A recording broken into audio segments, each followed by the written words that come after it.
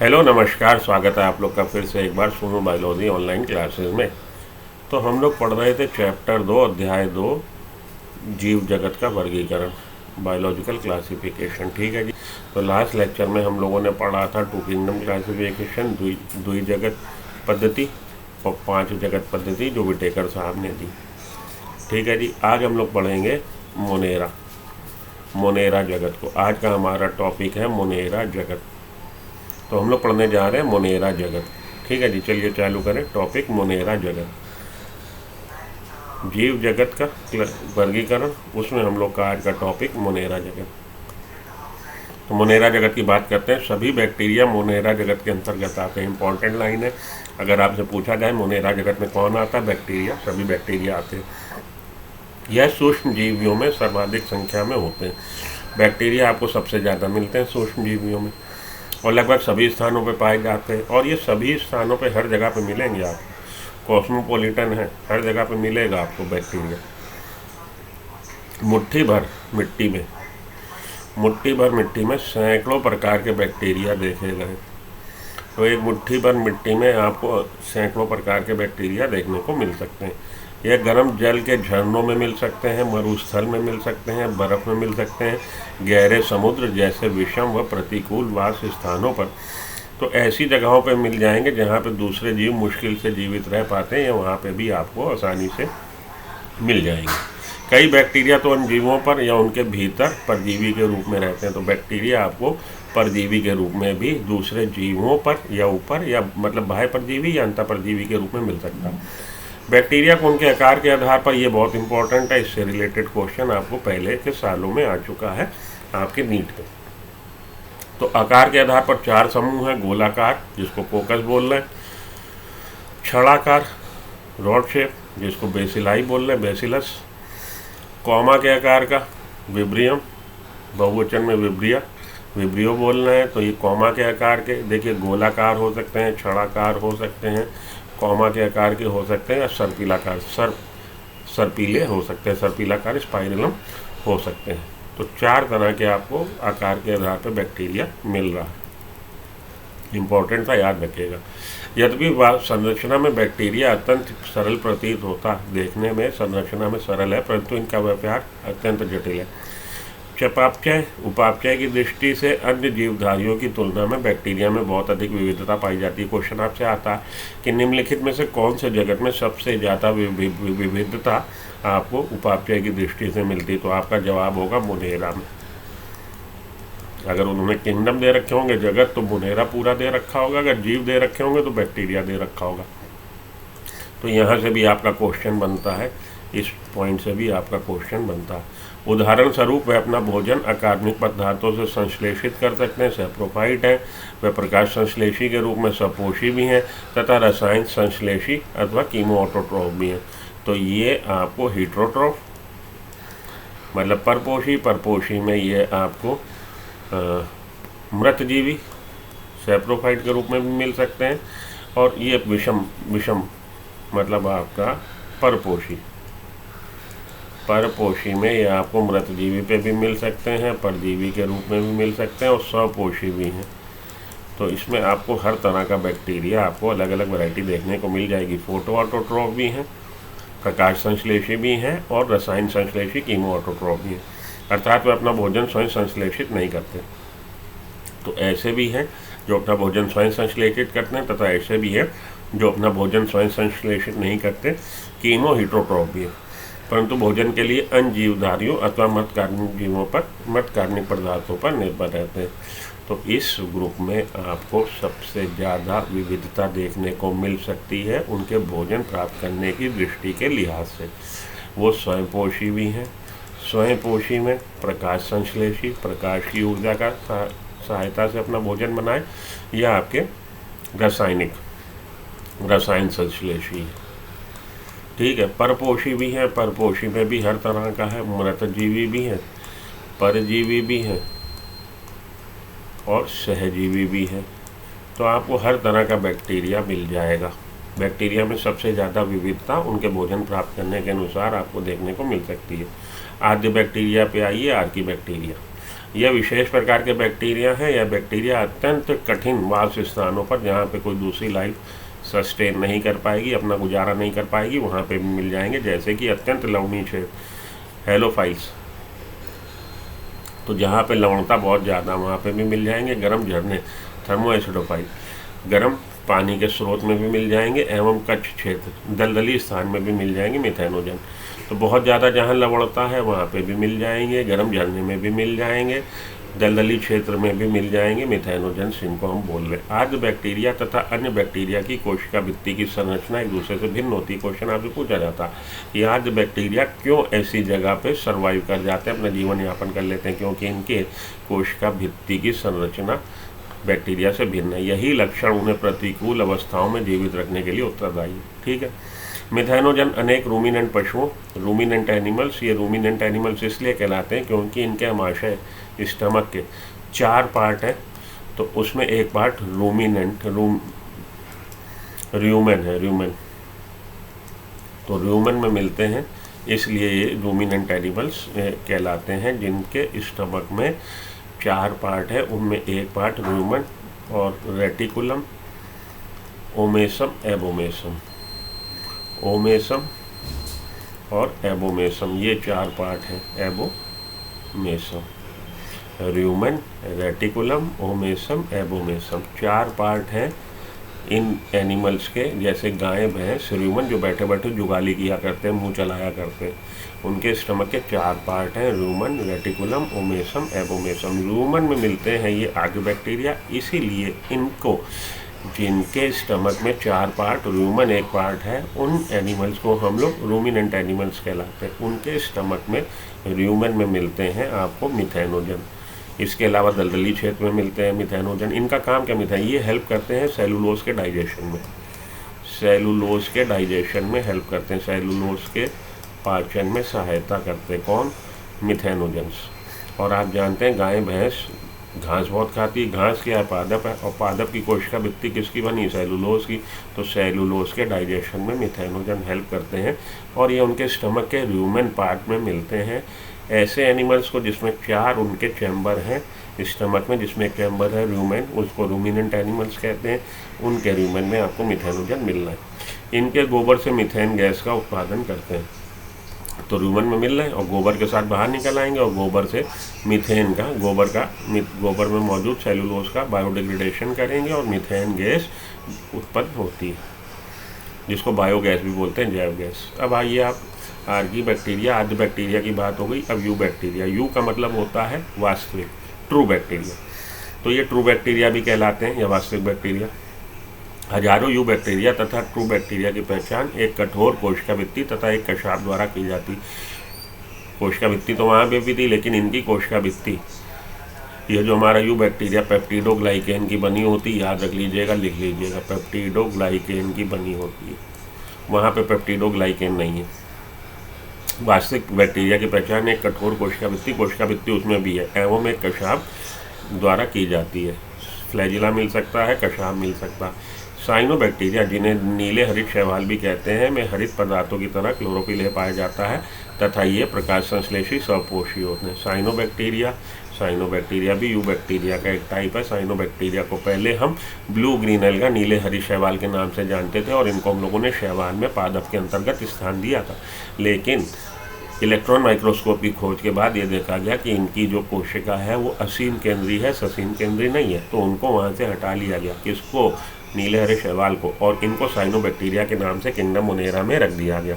तो साइनोबैक्टीरिया में chlorophyll A मिलता है। क्लोरोफिल ए ये वो रंग तत्व है जो आपको उच्च पादप में भी मिलता है। साइनोबैक्टीरिया प्रकाश संश्लेषी स्वपोषी होते हैं।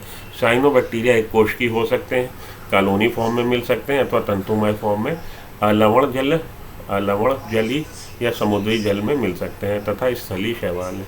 तो ये यूनिसेलुलर है, कॉलोनी फॉर्मेशन भी कर लेते हैं, फिलामेंटस फॉर्म में भी मिलेंगे, तंतुमय फॉर्म में भी मिलेंगे, स्वीट वाटर में, ठंडे मतलब अपने मीठे पानी में, नहर वगैरह में मिलेंगे, या सॉल्टी पानी में आपके समुद्री मेराइन कंडीशन में भी मिलेंगे। तो अलवण जली भी मिल सकते हैं, समुद्री जल में भी मिल सकते हैं। अथवा स्थली या स्थल पे भी ये शैवाल, जरूरी नहीं कि आपको जल में ही मिले, स्थल पे भी मिल सकते हैं। इनकी कॉलोनी प्रायः जैलीनुमा आवरण से ढकी होती, जो प्रदूषित जल में बहुत फलते फूलते हैं। कॉलोनी बनेगी तो कॉलोनी की तरफ जैलीनुमा, कॉलोनी के चारों तरफ जैलीनुमा आवरण बन जाएगा, जिससे ढकी रहेगी और प्रदूषित जल में बहुत ज़्यादा फलते फूलते हैं। बैक्टीरिया जैसे नॉस्टक तथा एनाबिना पर्यावरण के नाइट्रोजन को हीट्रोसिस्ट नामक विशेष कोशिका द्वारा स्थिर करते हैं। बैक्टीरिया, ऐसे बैक्टीरिया जैसे कि नॉस्टॉक, एनाबेना, ये हमारे साइनोबैक्टीरिया के एग्जाम्पल हैं। ये पर्यावरण के नाइट्रोजन को फिक्स कर सकते हैं और नाइट्रोजन को अमोनियम प्रोडक्ट्स में बदल सकते हैं। हीट्रोसिस्ट इनमें एक विशेष कोशिका होती है जिसके द्वारा ये काम ये करते हैं। रसायन संश्लेषी बैक्टीरिया नाइट्रेट, नाइट्राइट व अमोनिया जैसे विभिन्न अकार्बनिक पदार्थों को ऑक्सीकृत कर उससे मुक्त ऑक्सीजन का, मुक्त ऊर्जा का इस्तेमाल कर एटीपी उत्पादन करते हैं। तो हीट्रोट्रॉफ के बाद हमारे फोटो ऑटोट्रॉफ के बाद प्रकाश संश्लेषी के बाद अब ये हीट्रोट्रॉफ पे आ गया। हीट्रोट्रॉफ में कीमो हीट्रोट्रॉफ की बात कर रहा, मतलब रासायनिक संश्लेषी बैक्टीरिया जो हमारे कीमोट्रॉफ है, कीमोट्रॉफ रासायनिक संश्लेषी बैक्टीरिया वो क्या कर रहे हैं, वो बैक्टीरिया, ये बैक्टीरिया नाइट्रेट का या नाइट्राइट का या अमोनिया जैसे अकार्बनिक पदार्थों को ऑक्सीकृत कर रहे हैं और उससे मुक्त ऊर्जा, ये जब ऑक्सीकरण करेंगे नाइट्रेट का, नाइट्राइट का या अमोनिया का, तो उससे निकलेगी ऊर्जा और उस ऊर्जा का उपयोग करके उस ऊर्जा का उपयोग एटीपी उत्पादन के लिए कर लेंगे। यह नाइट्रोजन, फास्फोरस, आयरन और सल्फर जैसे पोषक तत्वों के पुनर्चक्रण में महत्वपूर्ण भूमिका निभाते हैं। तो हमारे रासायनिक संश्लेषी किसमें मुख्य भूमिका निभा रहे हैं, मिनरल्स के रिसाइकलिंग में। Nitrogen, phosphorus, iron, sulphur, nitrogen, phosphorus, sulphur, iron, nitrogen, phosphorus, sulphur, iron के चक्रण में, पोषकों के पुनर्चक्रण में मुख्य भूमिका निभाते हैं। ठीक है जी। तो बैक्टीरिया में अभी तक आपने क्या पढ़ा कि हर जगह मिल जा रहे हैं, और आज बैक्टीरिया यू बैक्टीरिया से अलग है, उनकी कोशिका भित्ति अलग है, इसी वजह से वो ऐसी जगह पे सर्वाइव कर जाते हैं जहाँ दूसरे ना हो। 3 तरह के हैं। कैसे कैसे आपके हेलोफाइल, थर्मोएसिडोफाइल और मिथेनोजेंस। हेलोफाइल कहाँ मिलेंगे, जहाँ लवणता ज़्यादा है। थर्मोएसिडोफाइल कहाँ मिलेंगे, जहाँ पानी का टेम्परेचर ज़्यादा है। मिथेनोजेंस कहाँ मिलेंगे, रूमिनेंट एनिमल्स के ह्यूमन में मिलेंगे या दलदली क्षेत्र में मिलेंगे। सर्वाइव क्यों कर जाते हैं, क्योंकि इनकी कोशिका भित्ति का टाइप अलग है। बैक्टीरिया के में सबसे ज़्यादा आपको विविधता देखने को मिलती है खाने पीने के टाइप में, खाना बनाने के। तो प्रकाश संश्लेषी भी हैं और रसायन संश्लेषी भी हैं, परजीवी भी हैं, मृतजीवी भी हैं, हर तरह का। तो जो प्रकाश संश्लेषी है बैक्टीरिया, आप साइनोबैक्टीरिया देखिए, साइनोबैक्टीरिया में क्लोरोफिल ए मिल रहा है जो आपको उच्च पादपों में मिलता है। तो इसकी प्रकाश संश्लेषण की प्रक्रिया बिल्कुल वैसे ही है जैसे उच्च पादप में होती है।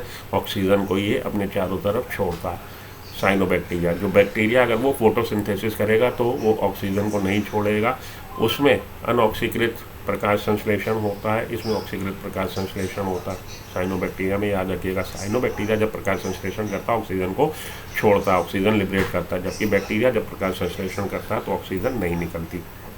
ये बात ध्यान रखिएगा। साइनोबैक्टीरिया आपको एक कोशिकीय है, कॉलोनी रूप में भी मिल सकता है। अगर कॉलोनी बना रहा तो उसके चारों तरफ आपको जैली की उपस्थिति मिल सकती है।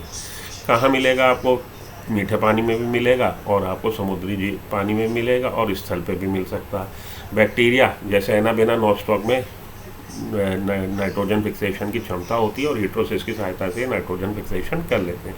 जो रासायनिक संश्लेषी हमारे बैक्टीरिया हैं वो इनऑर्गेनिक पदार्थों का, अकार्बनिक पदार्थों को ऑक्सीकृत करके उससे मुक्त ऊर्जा का उपयोग करके एटीपी जनरेट करते हैं और इनका नाइट्रोजन, फास्फोरस, सल्फर, आयरन के पुनर्चक्रण में, मिनरल्स के पुनर्चक्रण में मुख्य भूमिका है। इतनी बातें याद रखिएगा, काम आपका चलेगा। परपोषी बैक्टीरिया पे आइए। प्रकृति में बहुता से पाए जाते हैं, तो परपोषी बैक्टीरिया खूब बहुतायत में मिलता है। इनमें अधिकतर महत्वपूर्ण अपघटक हैं और ज़्यादातर इसमें डिकम्पोजर है, अपघटक हैं। अपघटक क्या, जो मृत जो अंश हैं, मृत अंश हैं जो जीवों के या पादपों के, उनको तोड़ेगा, अपघटक कर देगा। इन परिपोषी बैक्टीरिया में से अनेक का मनुष्य के जीवन संबंधी गतिविधियों पर महत्वपूर्ण प्रभाव पड़ता है। तो ये जो हीट्रोट्रॉफ है, परपोषी है, ये मनुष्य के लिए, मनुष्य के जीवन पर बहुत तरह से प्रभाव डालते हैं। दूध से दही बनाने में भी इनका रोल है। प्रतिजीवकों के उत्पादन में, एंटीबायोटिक में भी इसका रोल है। लेग्यूम पादप की जड़ों में नाइट्रोजन स्थिरीकरण में भी इनका रोल है। तो ये जो कीमो हीटरोट्रॉफ है, ये दूध से दही बनने की प्रक्रिया में, लैक्टोबैसिलस जो बनाता है उसमें इनका रोल है, एंटीबायोटिक के उत्पादन में, प्रतिजीवी बनने में इनका रोल है।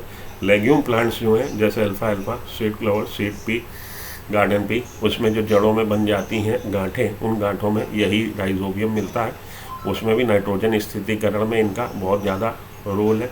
कुछ बैक्टीरिया रोगजनक होते हैं, कुछ बैक्टीरिया ऐसे हैं जो रोग उत्पन्न कर रहे हैं, जो मनुष्यों, फसलों, फार्म और पालतू पशुओं को हानि पहुंचाते हैं। विभिन्न प्रकार के बैक्टीरिया जैसे हैजा, टाइफॉइड, टिटनस, साइट्रस कैंकर जैसी बीमारियां उत्पन्न करते हैं। तो हैजा कॉलेरा विब्रियो कॉलेरी की वजह से होता है। हैजा टाइफॉइड किसकी वजह से होता है? टाइफाइड का होता है साल्मोनेला टाइफाइमोरियम, यहाँ लिखे दे रहा हूँ, आप लोग लिख लेना, साल्मोनेला टाइफाइमोरियम, टाइफॉइड, ये आपका हैजा। टिटनस किसकी वजह से होता है? Clostridium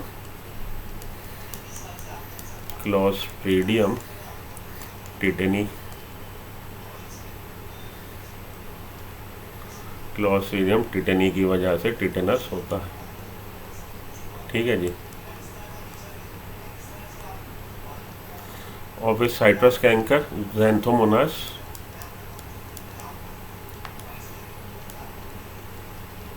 सिट्री, citrus canker. ठीक है, ये लिख लीजिएगा आप। विब्रियो कॉलेरा की वजह से हैजा, साल्मोनेला टाइफाइमोरियम की वजह से टाइफॉइड, क्लॉस्ट्रीडियम टिटेनी की वजह से टिटेनस और ज़ैंथोमोनास सिट्री की वजह से साइट्रस कैंकर जैसी बीमारियां होती हैं। ठीक है, नोट कर लीजिएगा। चलिए आगे चलूँ, क्योंकि ये कब पूछ ले आपसे पॉजिटिव एजेंट। बैक्टीरिया मुख्य रूप से कोशिका विभाजन द्वारा प्रजनन करता है। बाइनरी फिशन, कोशिका विभाजन होगा, प्रजनन हो जाएगा। तो आपने जब हम लोगों ने पढ़ा था द लिविंग वर्ल्ड, जीवित जगत, तब ये बात करी थी कि यूनिसेलुलर जो सेल्स होती हैं एक कोश की, उनका डिवीजन जब होता है तो ये अपने आप में वृद्धि भी है और अपने आप में ये प्रजनन भी है। तो बैक्टीरिया मुख्य रूप से कोशिका विभाजन द्वारा प्रजनन करता है। कभी कभी विपरीत परिस्थितियों में ये स्पोर बनाता है, बीजाणु बनाता है। यह लैंगिक प्रजनन भी करते हैं। तो लैंगिक प्रजनन, ओरिजिनल लैंगिक प्रजनन नहीं, लैंगिक प्रजनन के टाइप का प्रजनन करते हैं, जिनमें एक बैक्टीरिया से दूसरे बैक्टीरिया में डीएनए का पुनः स्थानांतरण हो जाता है। अगर आपसे पूछा जाए किस जगत से, अगर ये पूछा जाए किस जगत से वास्तविक, ध्यान देना, किस जगत से वास्तविक लैंगिक प्रजनन चालू हो गया या दिखने लगा, या कौन से जगत में आपके मेंबर में आपको सबसे पहले वास्तविक लैंगिक प्रजनन दिख रहा, तो आपका जवाब होगा प्रोटिस्टा। मोनेरा के ये जो मेंबर हैं जीव, वो ट्रू लैंगिक प्रजनन, ट्रू सेक्सुअल रिप्रोडक्शन नहीं करते हैं, गैमिट नहीं बनता यहाँ पे। ठीक है, तो लैंगिक प्रजनन टाइप का प्रजनन है। ठीक, जो आपका ट्रांसडक्शन, कॉन्जुगेशन, ट्रांसफॉर्मेशन, ये जो 3 टाइप हैं ये पैरासेक्सुअलिटी के टाइप हैं। ट्रांसफॉर्मेशन, ट्रांसडक्शन,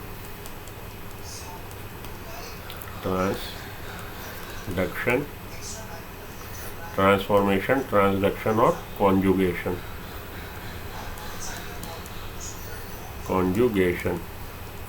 ठीक है, ट्रांसफॉर्मेशन, ट्रांसडक्शन, कॉन्जुगेशन, ये actual sexual mode of reproduction नहीं है।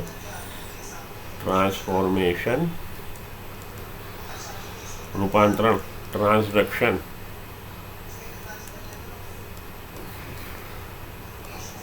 और कॉन्जुगेशन, ये आपके actual sexual mode of reproduction नहीं है जो बैक्टीरिया दिखा रहा। ठीक, तो याद रखिएगा। माइकोप्लाज्मा ऐसा जीवधारी है जिसमें कोशिका भित्ति नहीं पाई जाती, तो ये बैक्टीरिया है जिसमें सेल वॉल नहीं है। यह सबसे छोटी जीवित कोशिका है, सबसे छोटी लिविंग सेल है। ऑक्सीजन के बिना भी जीवित रह सकती है, ऑक्सीजन के बिना भी जीवित रहेगी। अनेक माइकोप्लाज्मा प्राणियों और पादप के लिए रोगजनक है, और ये पादपों में भी रोग करता है, प्राणियों में भी। तो यहाँ पे आके किंगडम मोनेरा खत्म। नेक्स्ट लेक्चर में आपसे मिलता हूँ प्रोटिस्टा जगत के साथ। इतना को आप रटिए, पढ़िए, जो क्वेश्चन पॉइंट हाईलाइट थे मैंने हाईलाइट किए, उनसे ही रिलेटेड क्वेश्चन आपको आता है। तो मिलते हैं एक ब्रेक के बाद। Good luck, goodbye, thank you.